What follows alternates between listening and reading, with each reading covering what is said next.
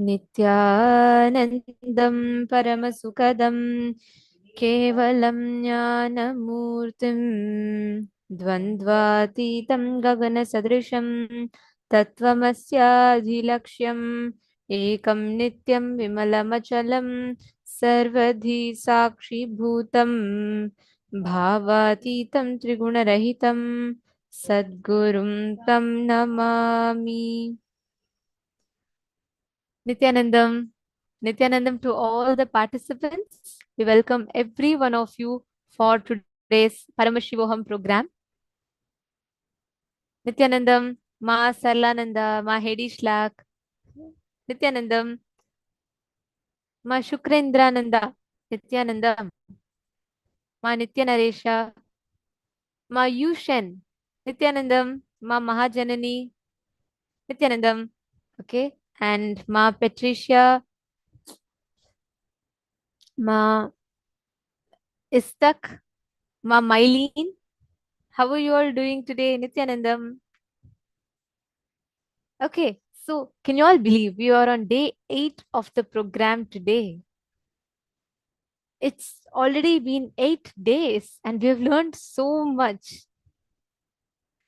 Nithyanandam, ma Uding Tank and ma Nitya uh, ma Nitya Jnana Agraganyananda. Nithyanandam, ma Xianging Zhao, ma Amuda, ma Sumati Shanmugam and ma Ashini Gujadur, ma Anandeshwari. Nithyanandam, ma Amsakala, ma Ashini Gujadur, ma Agama Priya, ma Basri Nuvaldas, ma Nitya Prema, ma Charmaine Muse. Can I request every one of you to please come on the camera? Today is a very, very important day. Nithyanandam Surendranathaya.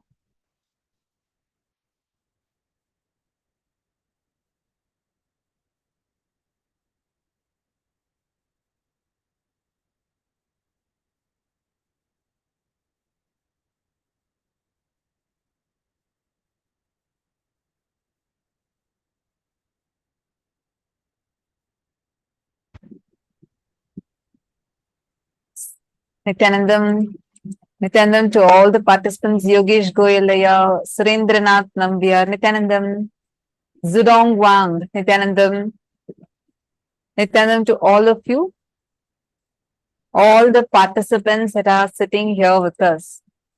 Today, we are going to be learning some very, very, very important session, and we are going to be seeing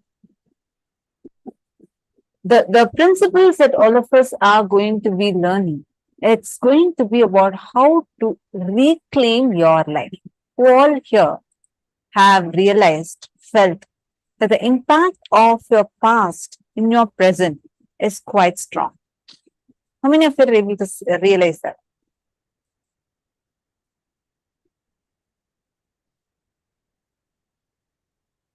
Ma Margarita, Ma Zinyang Zhao, Ma Amsakala, Ma Yushen, Ma Nityaneresha. Come on, please share. How many of you are able to see that there are certain traces of your past impacting your present? I'll tell you an example. Let us say that you feel that you want to take up a new project and you're deciding to take up a new project, but already there's a voice in you that's jumping up and saying, hey, you've already not been successful before. Are you sure you're going to be successful in this? I don't think you can do this. I'm not talking about someone from external telling you, but from inside you, a sound that's jumping in and saying, this is what you are. Am I right? All of us face this. Today, Mamsakala is posting after Swamiji, it's less, absolutely yes, no doubt about that.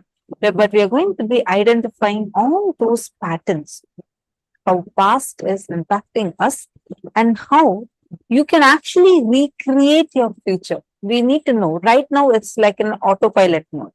It's like a default future. We all say, right? What to do, everything is just my fate. It's written on my head and God is writing my life like this. we are consciously creating our life like this, we are going to be able to get back our life, reclaim our life. We are going to become so powerful, empowered, where you get the ability to reclaim your life. And How many of you feel you really want to change something in your past?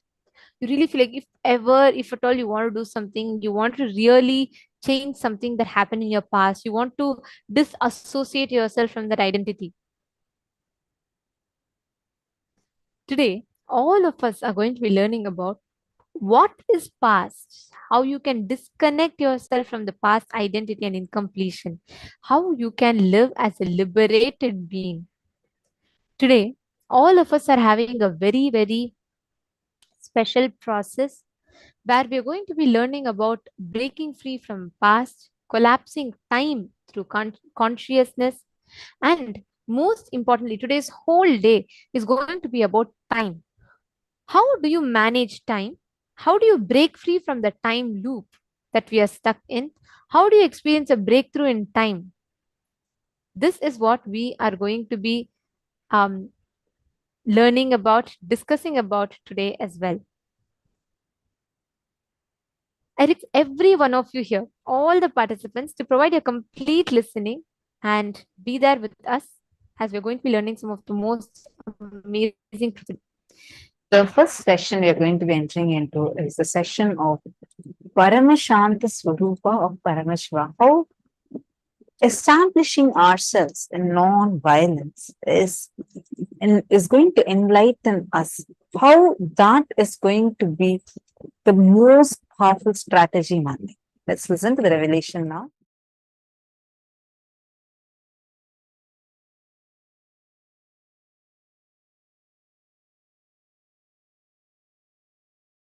Paramashiva's message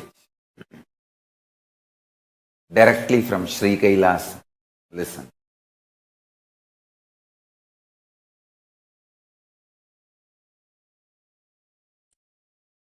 Tyaga, non-violence, unclutching, all these are not inactive, tamasic, inertia, lazy, tired, bored, withdrawn lifestyle.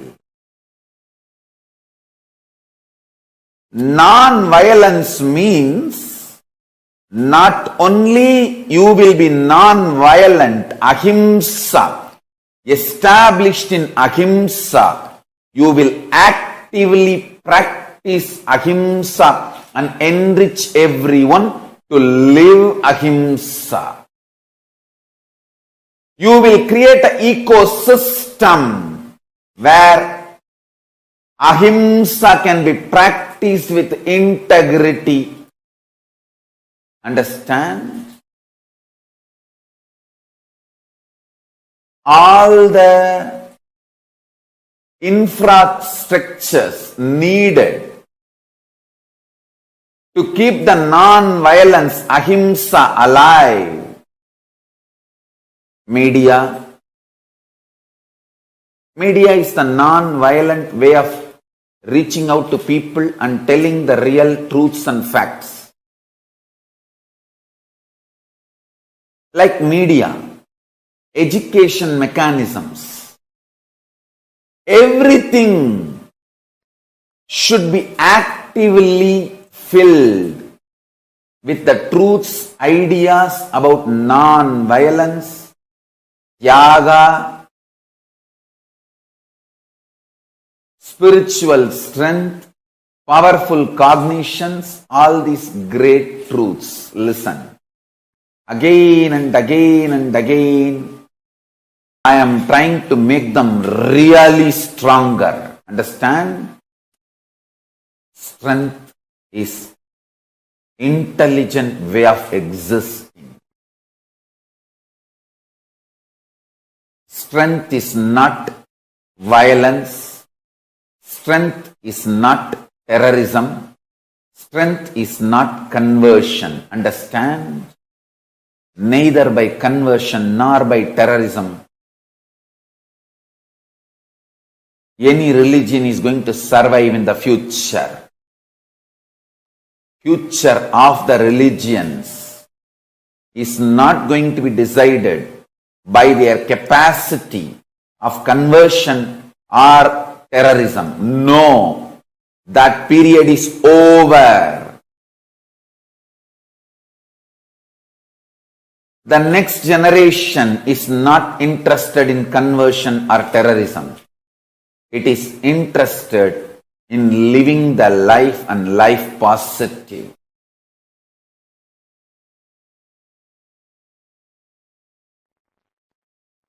All violence is delusion. Please listen.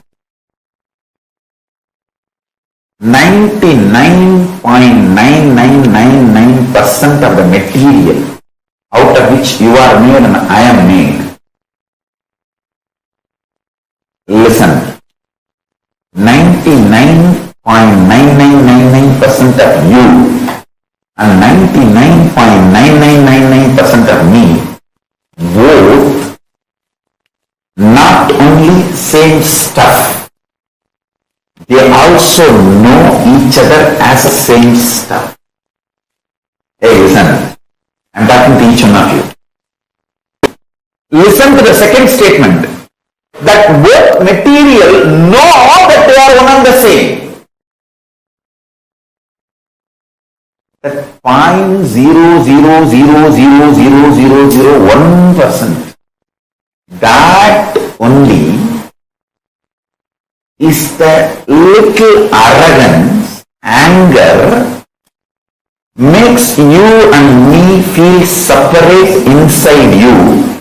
I call it delusion. I tell you, the worst delusion, greatest delusion, illusion in the universe is feeling of separation. Listen. 99.99999% of the stuff out of which you are made, I am made. All of us are made. That stuff is same. And the most important thing is not only it is same, it knows we are all same.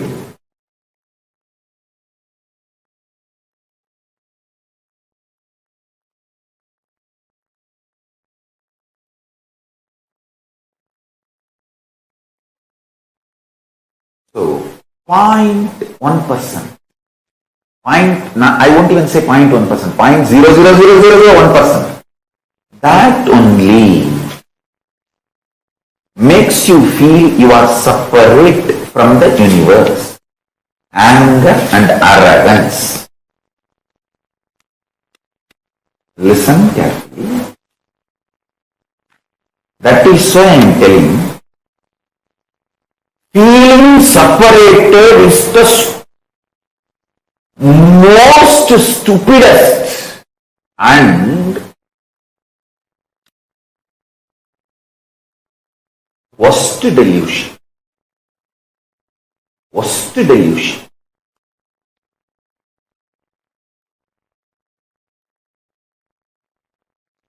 It is from the feeling separated stems violence. Violence is rooted in feeling separated. Royal knowledge, royal secret. Feeling separation should be handled with the tool of completion, not supported by your arrogance. When you feel separated, do not try to support your thought currents with arrogance. No. Try to deal yourself with completion. I tell you. I am telling you some of the basic truths.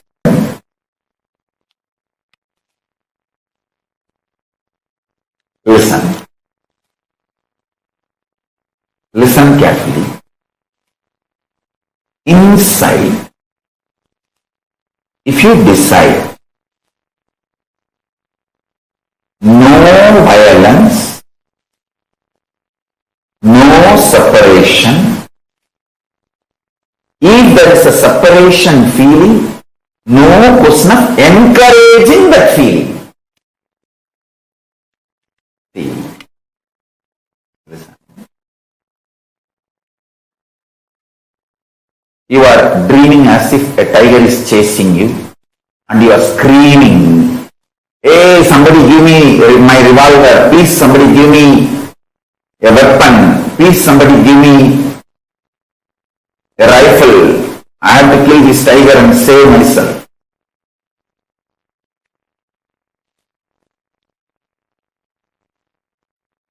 Unless your wife is really angry with you, she will not give you the revolver. Because if you get the revolver in the deluded state, you will surely kill yourself or the people around you, not the tiger you are seeing in the dream and in your delusion. Listen.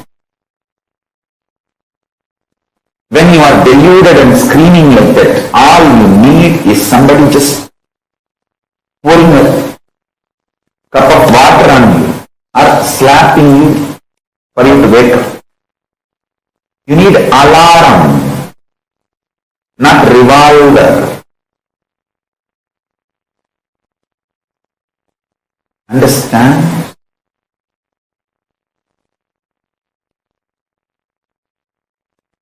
The inside you healing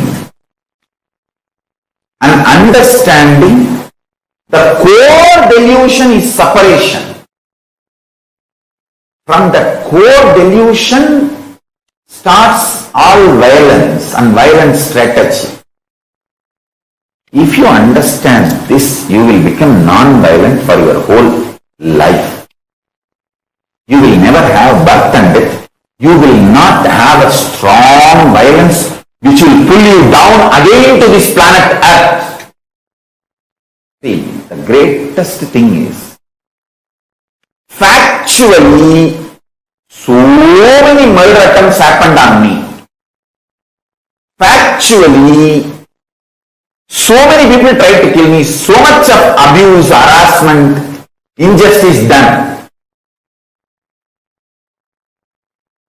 But I decided not to hurt myself because they are trying to hurt me. Understand? They trying to hurt you, your enemies attacking you is violence. But if you become violent, you are hurting yourself also. So now your enemy got one more person, which is you supporting him to destroy you. Listen to this equation carefully. Factually, there are so many murder attempts on me.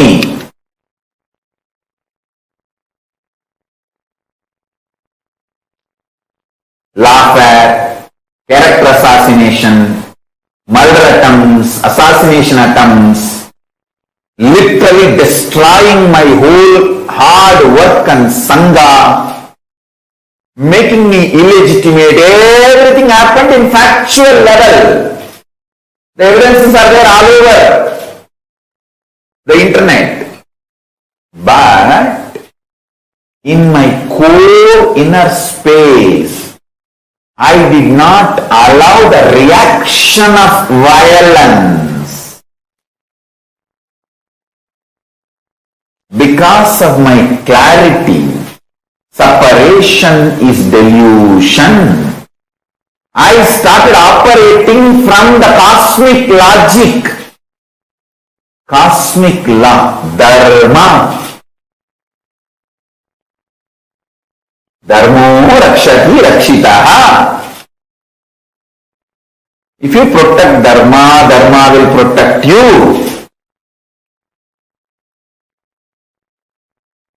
Dharmo rakshati rakshitaha.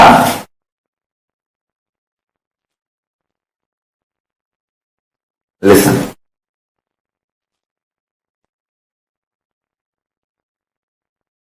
I operate from the cosmic logic. I never became violent.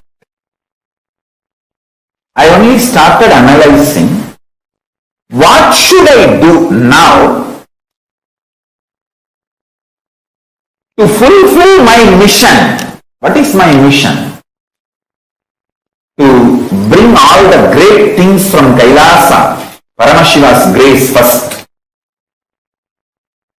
and all the great things like a state of Paramashiva, space of Paramashiva, powers of Paramashiva, being of Paramashiva, super consciousness of Paramashiva, KAILASA of Paramashiva, all the great science, technology, methodology, knowledge, all those great things, bringing all of it and sharing it with the world. I tell you, if you don't react, don't get agitated with violence inside, you will be so aligned to your purpose, you will be productive for yourself. Feeling productive for yourself is the ultimate completion you need when you need to die, when you need to leave the body. You see, when I need to leave the body, I am absolutely clear. I have feeling that productive for myself, my goal. What I want as a life, I am productive to myself and my purpose, my strategy. That is what is fulfillment, purnatva, completion. If you carry that when you are leaving the body, you will be enlightened, you will be liberated. You don't need to come back once more. I have absolutely that asset, and I want all my kids especially to learn this, understand this is what Arunagiri Ishwara drilled inside my core when I was 10-year-old boy.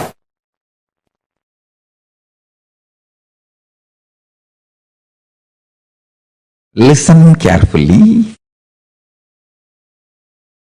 This is the most important punch. Even if you are trying to clean up the mess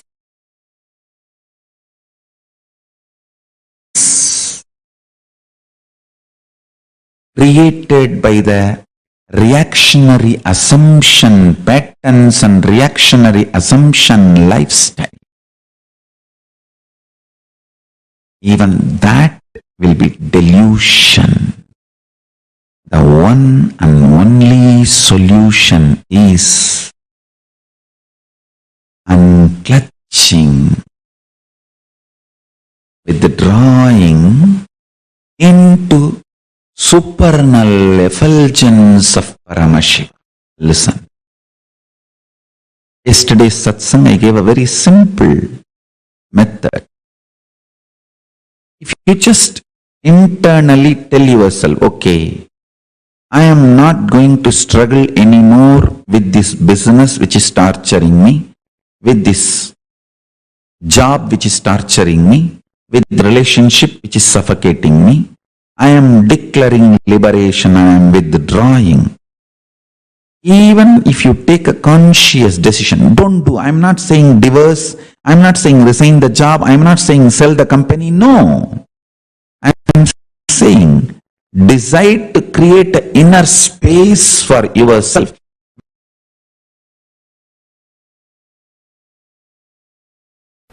From the moment you wake up, the way you wake up, the way you feel about you and life when you wake up, and why you eat what you eat, why you do things what you do in the morning, how you run your life, why you do what you do in the daytime, how you handle you when you are up, how you handle you when you are down, how you handle you when you are feeling you are gaining whatever you want, how you handle you when you are feeling you are failing in what you want. This whole cognitions, the bunch of cognitions, is what is called swatantra. Right cognitions about you, life, how to handle yourself when you feel what you want is happening, and how to handle yourself when you feel what you want is failing, and how to handle you when you discover what you want itself is what you don't want. What you want itself is not what you really want. What you want, whether it happens or not happens, is called explosion. Explosion of joy and sadness. If you realize what you want is not what you really want, it's called implosion. During the implosions or explosions, how you hold you, the methodology with which you are handling yourself, this whole cognition is swatantra.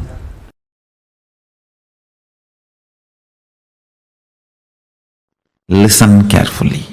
Shanti means able to see the gap between what is the instinct of the I and what is the instinct of the mind. That is Shanti. Able to see inside your inner space. The thoughts generated in you, are they from mind or are they from I? Always the I realizes and releases only powerful cognitions. Always mind realizes and raises only powerless cognitions. It's an eternal law of life. Ability to see the gap is Shanti. Inability to see the gap is Moga. Understand? Worst shade of the lust is not the attachment with another person or the body. It is not the craving or the attachment you have for another person or the body. It is inability to see the cognitions you are carrying are from the I or from the mind. Shanti means ability to see the gap between these two. Is my decisions and ideas, identity is coming from the I or mind? Be very clear. All the great things comes from I and all the worst things comes from mind. Lust confuses you and makes you feel the I is the source of the mind, and many of the decisions of the mind gets the rubber stamp of I and gets executed. That is the worst forgery happens inside your system. Understand? It is like forging the president's signature. How can the country be safe if somebody forges the president's signature? Because once the moha is able to convince you the decision of the mind is the decision of the I, you just do it. Paramashiva is called as Paramashanta Swarupa. Meditate on this quality. I commit with you, I'll program this Paramashanta in you.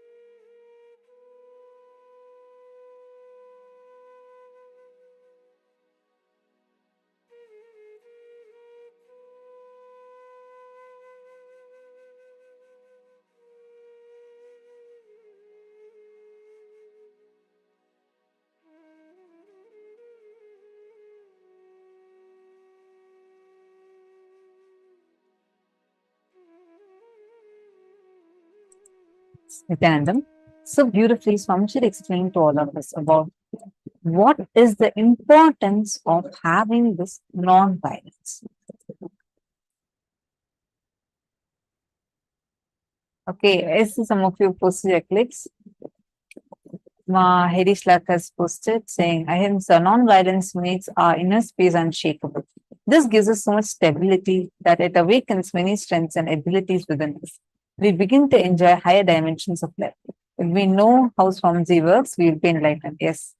Separation is delusion. Cosmic law. If you protect Dharma, Dharma will protect you. Yes, Ma, is that? Harish Lak has also posted, if we do not use violence, we will agree with the true purpose of our life. And we will feel that we can productively fulfill our goal. Perfect. So now I'm just going to take all of us through a quick recap of the session so far. And then we are going to discuss, if any of you have any questions, feel free to post that. This is for all of you, every single participant here with us. Take some time to cognize each thing and contemplate. And any questions you have, we're going to be sharing that and posting that. Then we are also going to do a quick kriya where we are going to be learning how to come out of boredom or tiredness. Ready? Okay. So the first and foremost fundamental cognition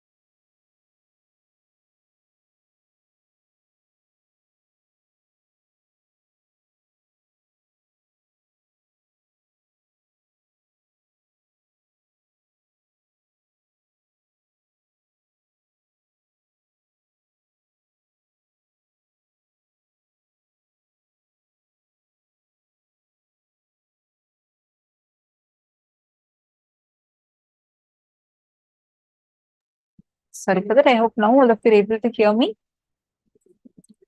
So now, cognize each of these statements. First, non-violence means not only you will be non-violent, established in ahimsa, you will actively practice ahimsa.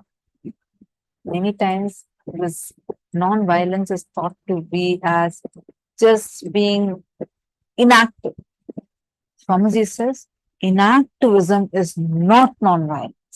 Just because someone is not active does not mean they are non-violent. Inactivism actually comes out of deep-rooted violence. If you actually look in your life, if you're struggling with the pattern of laziness, if you're struggling with the pattern of being inactive, being non-involved with life, that actually stems from the root of violence towards life. You just look in, why am I inactive? Why am I lazy? We usually think laziness, inactivism, all of these to be something like, where I'm just not really active. Probably I'm just lazy. But that also comes from a deep-rooted violence. Come on, all of you take a few minutes and share Ma Yoga Jnana, Ma Amsakala, Ma Kareen, Ma Mylene Seymour, Ma Basri Nevaldas. I see many of you sitting here. May I request all the participants take a few minutes and share with us how are you able to map this understanding in your life? You are able to see how the cognition of separation is the root cause of violence. How many of you are able to resonate with this powerful cognition? Please take a few minutes and please share it here. Ravi Kumar Ayya, Ravi Kumar BN Ayya, Yogesh Goyal Ayya, Nithyanandam, and Ma Shukrendraananda, Zudong Wong, and others. Can I request all of you also to post? Please post in the chat. Whatever you're understanding, post it up in the chat. And Amrita Paya, I see that you regularly do sharing on social media and you reach out to people sharing about the program. That is very nice to see. I also would like to encourage you and request you to please reach out to your near and dear ones, especially if someone is stuck with time related issues today, and inform them this. See, because really this one cognition that Swamiji is giving today will make a huge difference, not just in terms of managing time, stress, not just that, the load of the past incompletions that we carry, everything will be completely redesigned for us today. Ravi Kumar BNaya, Chai Kun, I request all of you to also please post. Ma Mylene Seymour, what did you understand? How are you able to map what Swamiji just revealed? What was your click? Please take a few minutes and share. And where are you from, Ma Mylene Seymour? Which country are you from? Mamsakala, what did you understand? How are you able to map this and see in your life? Mamsakala is having a wide smile. I request all of you to take a few minutes and please post it.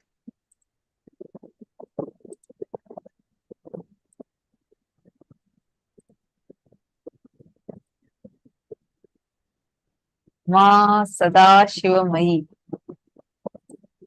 Actually, I've seen Ma Sadashivamayi from beginning itself. You're actually a very, very, very sincere person. You have the way you grasp the teachings, the way you understand it. It's very nice. Come on, I encourage you also, share with us. What did you understand? See, actually, you will see. Now, when you share, when you type, you yourself will realize how from your season 1 to now, how your understandings have deepened. And you see the same truth. The way you cognize, the way you understand it itself will be so powerful, so deep, such that now the powerfulness the subjective reality you feel about you, with that you can influence the life. So you will start seeing its effects. Now you just need to take a little more step of starting to cognize it a little more deeper.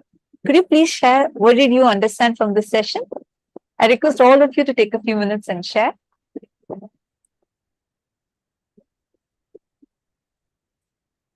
Mamsakala has posted this, I can understand inactivism itself is a violence. Absolutely.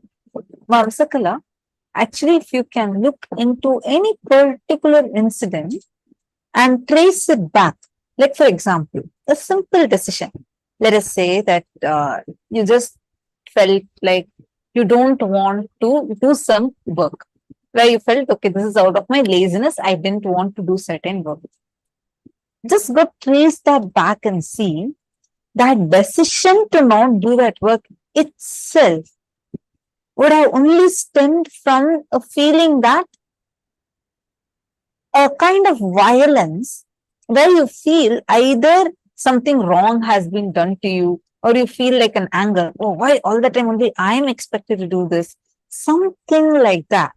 Some deep rooted anger, which will not be very explicit, right?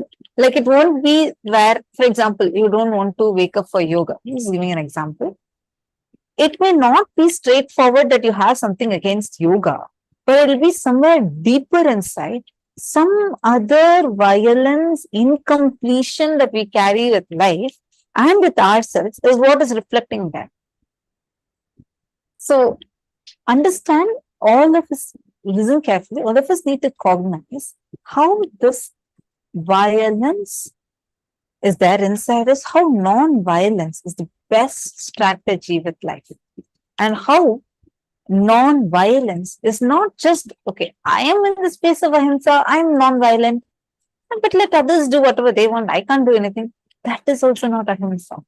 Ahimsa, when Swamiji says, ahimsa paramo dharmaha, it is not just a non-violence that only you practice, but you're so established in that principle of ahimsa, non-violence. You go on enriching others, empowering others to also live this principle of non-violence.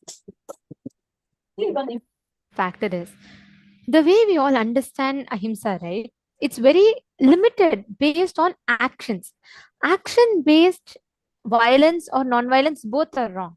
Because Swamiji tells beautifully, in this also Swamiji is saying, right? You may give, you may make an action, you can take an action, you can take an action of charity. Let's say you want to go and help people, but if it comes from a deep violence that I see my other friends helping people, so before I get, people think I don't want to, let me go and help people, or just because you want to help people just because they become indebted to you and you want them to do something for you. If the cognition is violence, if the action is also considered as violence, it is himsa.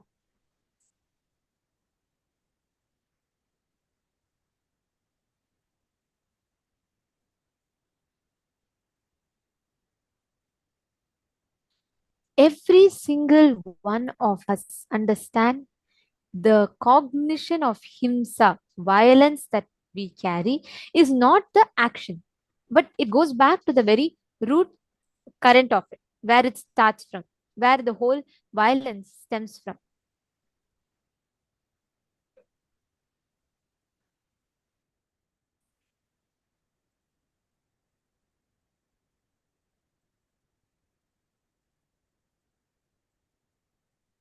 So now let's understand this a little bit more deeper.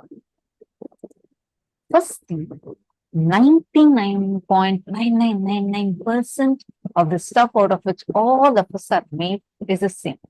Not only it is the same, it knows that we are all the same. So 0.00001% really makes you feel you are separate from the universe, giving rise to anger and violence. Feeling separated is the most stupid and worst delusion. Violence is rooted in feeling separated. Shanti means able to see the gap between the instinct of the I and what is the instinct of the mind. Able to see inside your inner space, the thought currents generated in you. Are they from mind or are they from I? So beautifully, Swamiji had explained.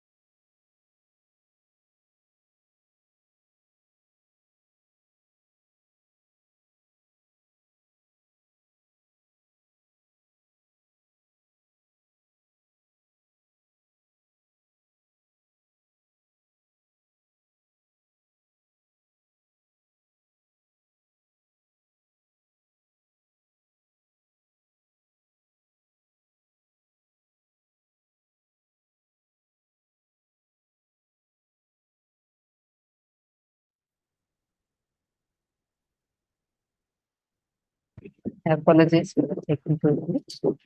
Hope now all of you are able to see us and hear us. We all understood very beautifully Swamiji had explained to us about how this violence is rooted in feeling separated. Basti Nevaldas is saying, I think violence is when we not do the things. It's not just not doing the thing. See, when we say violence, Swamiji says it's so deep. It's not from the superficial understanding. So normally, what we call as violence when someone hits another person, some kind of like cruel things that are happening. We call war, terrorism, all these is violence. Absolutely, they are. But what Swamiji is mentioning here as violence is not just limited to that. For us, we need to go into a lot more deeper and deeper levels. The fundamental cognition that you feel you are separate, world is separate. The moment you start feeling that you are separate, there is a separation between you and cosmos. That is exactly where violence starts. That separation, Swamiji, like Swamiji said, right? It's only 0.00099%. That's all. But that one feeling will keep you away from experiencing Paramashiva in you in Paramashiva. Now, in this whole session, Swamiji revealed this ultimate truth about the experience of the I and the mind that we carry inside of us. Whenever that gap, you have the ability to see the gap between the instinct of the I and instinct of the mind. Actually, this is a very beautiful thought current that Swamiji has given. Because we are all so caught up in our reactions, right? When something happens, let's say, for example, someone comes and calls you some name you don't like. The moment you get caught into that, you stop having the intelligence or the ability to differentiate yourself and your reactions, your I and your mind. So see, the thoughts generated inside you, are they from your mind or are they from the I? See, a very beautiful example here. I see Paramashivoham has a beautiful message. She's posted a long message. I'm just going to give a gist of it. She has posted saying how her whole attitude for life before attending the sessions, before taking up the program. She says that I thought as long as I didn't do bad things, it would be fine. I originally thought that was a correct state. But from the first class, I found that my attitude towards life was wrong. I did not participate or express anything that happened externally. This was an irresponsible attitude towards life and myself. Very beautiful till here. I know you have written a very long message. Till here, if you see, Ma, all of us can understand from this very example that Ma Sadashivam has posted shows how this attitude towards life at that point was from mind. What is mind? Let me take care of that. This is all mine. This is mine. That is mine. This is who I feel myself to be. This is mine. So from this cognition of only this much is mine, the rest are not mine. When we operate, we feel like I didn't do bad things. So what is there? Then she is posted next. Now, after attending Swamiji's sessions, she's posted very beautifully how she feels everyone is her own responsibility because they're all her extension. And she's written how her understanding about whether it's living in a bad earth, bad environment, or relationships in every level, it is her own responsibility. Very beautiful, Ma. Now, what you have identified, and you said, yes, I used to feel that I was disconnected from others and I always saw myself. Now, Master lets me see that I have been taking away myself. He has been asking me to remove my boundaries. I am the one with all things. I have unlimited power. This feels great. So sweet. Now, what you're talking is from where your I is getting established more and more in that space of Paramashanta Swarupa, where you know there's actually no separation Everyone is connected. Every one of us are made of the same mold as Paramashiva, the same wax. We are having the Paramashiva Dhatu, that as our very source. Same wax from which Paramashiva is made is the wax that is making all of us. That is the source. In our source, all of us are an extension of each other. If we understand this, even the way how we deal with life changes. You will never do something bad to others. I remember Swamiji actually in KAILASA, even killing a mosquito is wrong. We don't kill mosquitoes. We don't kill insects. Even if a mosquito comes and bites you, you are only allowed to shoo it away. You can't kill it. But we all generally have a practice like we say, touch, and we kill it, right? But in Kailasa, Swamiji has banned even killing of mosquitoes. He can only say, okay, just go away. Don't come and bite me. And we are not allowed to use any of these electric bats or anything that can kill these mosquitoes away. We don't use it. We don't, like Swamiji is so non-violent to the core. Even he cannot even think of hurting another being. Even flowers, Swamiji actually told us, even for if you want to pluck flowers, go ask the plant. The plant will drop its flowers on your palm. That's the way how Swamiji trains us.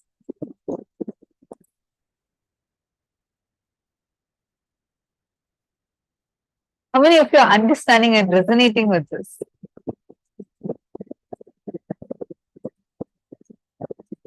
Okay, see some of you waving your hands. Good. Now let us start. How many of you feel like, yes, I want to now be established in that space of Paramashanta Swarupa of Paramashiva? I want to establish myself in this non-violence.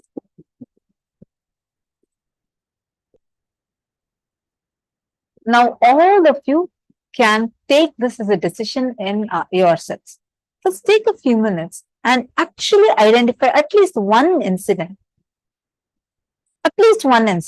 where you're seeing that any violence, just anything, it can be even a simple thing that you feel it's normal, where you have an argument with your spouse. See, even in that, where all, like, are you feeling, experiencing that you are operating from violence, even subtle violence, where you feel like you want to hurt another person just because you feel they hurt you? See how it is stemming from the root that you feel you are separate, the other person is separate. The moment you understand this, the first thing you'll start doing is you will start dealing with others the exact same way how you will deal yourself by yourself. I remember once actually something happened and Swamiji was revealing to some of the Adinavasis, saying, when Swamiji says that others are your own reflection, it is not just one, it's not just a cognition, okay, it's not like an idea that you need to understand. It is real. When you start looking at people that, hey, everyone is my own reflection, Swamiji said, the next understanding that needs to happen is, let me handle them the exact way how I handle myself in that situation. The same cunningness you have, the other person also has. The same greed you have, the other person also has. The same fear you're going through, the other person also has. Now, when you know how to bring yourselves out of certain delusions, out of certain fears, use the same thing to deal with the other person. You will always be successful. That is the non-violent way of how to operate in life. How many of you are understanding this? Can I request all the participants to please post what you understood in the chat?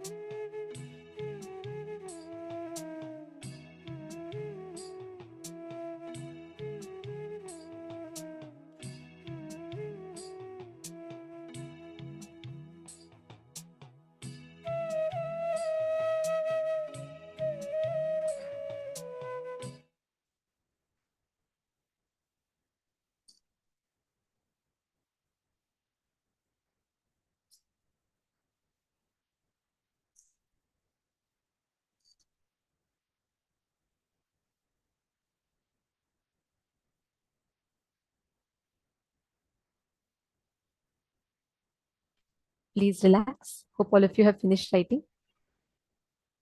Okay. Now, there's a very powerful Kriya that Swamiji has designed to break free from this boredom and tiredness that we face in life. Okay. Can I request every one of you to come on camera for this Kriya? Please, can I request everyone to come on camera? Mamuda, Ma Sumati Shanmugam, Ma Yuking Tang. Can I please request everyone to come on camera? Ma Basti Nevaldas Nithyanandam. See, can all of you, whenever you do the Kriya, right? Understand these Kriyas are designed in such a way just through the pattern of breathing that you do through certain actions, it works precisely on particular um, pattern. For example, how many of you have noticed whenever you're so angry, your breath will be very short? You'll be like, you will not take long, deep breaths. And whenever you take long, deep breaths, you'll feel very peaceful. How many of you have noticed it? Like whenever you're stressed, right? There's too many things. You pause for a moment and then you are like, and it makes you relaxed. Correct? Your breathing pattern is very closely associated to your actions, the thought currents patterns. In this session, we are going to be addressing, working on through the Kriya, through the precise techniques that Swamiji has given. We are going to be addressing all key causes of our boredom and healing them. Now, we request every one of you to sit straight, freeze your whole body, your legs, spine, freeze your whole body, and bring your attention to the tip of the nose.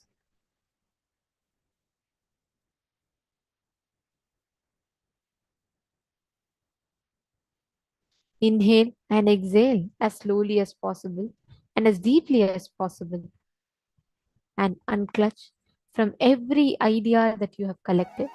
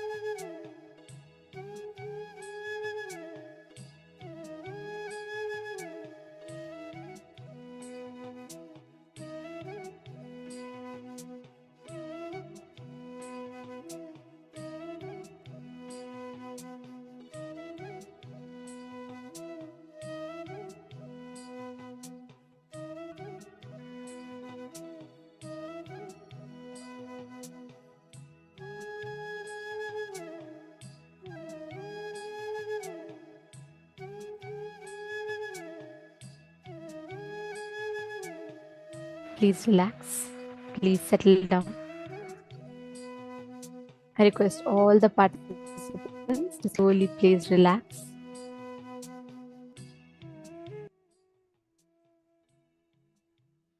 Now, as all of you are experiencing this space, unclutching, it is in this space of unclutching that each of us will experience the awakening of our highest intelligence.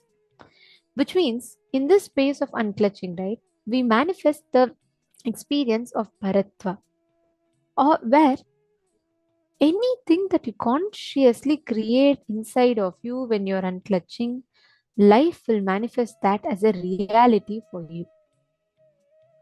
Anything that you create inside of you, any will that you generate inside of you, becomes a command for the cosmos. Now, from this space, I request all the participants, every one of you here with us, to intensely sit. Today, when you're unclutching, when you're manifesting, the whole day we are going to be learning about time, right? When you actually manifest this experience of unclutching inside of you, you will see suddenly such a powerful space will open up inside you, and you will be able to manifest that as an experience. Let us all manifest the power of being able to make the Atmalinga stand on your palm. Listen very carefully. Just through your unclutching, just through you disconnecting yourself from that I and the mind, you will be able to experience that space of oneness. You will be able to experience that space of completion where you experience you and the consciousness in front of you is one and the same. Listen very carefully. You don't need to do any extra process step for this. It's a very simple power. Because here it's not consciousness over the matter, it is consciousness with consciousness. It is consciousness manifesting consciousness. It's a very simple and a very amazing power. I request every one of you to keep the Atmalinga on your palm. You all can see here in the video clip how the Gurukul Balasant is demonstrating it. Keep the Atmalinga on your palm. Consciously visualize your one with Paramashiva, Swamiji, and just hold the Atmalinga and request for the Atmalinga to stand up. Just focus on unclutching. Don't focus on the result. Don't focus on how long it is taking. Doesn't matter. Just focus on unclutching.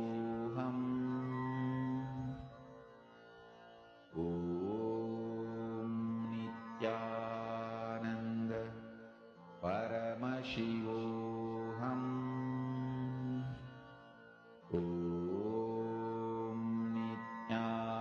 Nithyananda Paramashivoham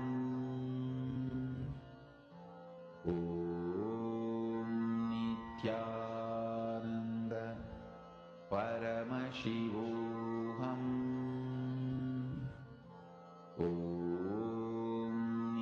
Nithyananda Paramashivoham Nithyananda Paramashivoham Nithyananda Paramashivoham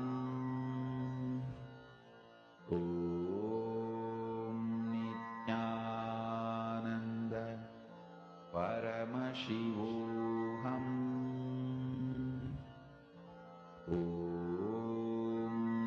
Nithyananda Paramashivoham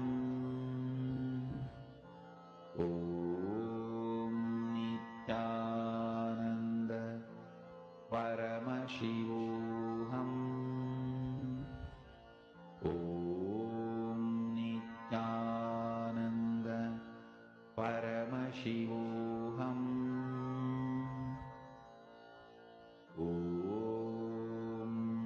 Nithyananda Paramashivoham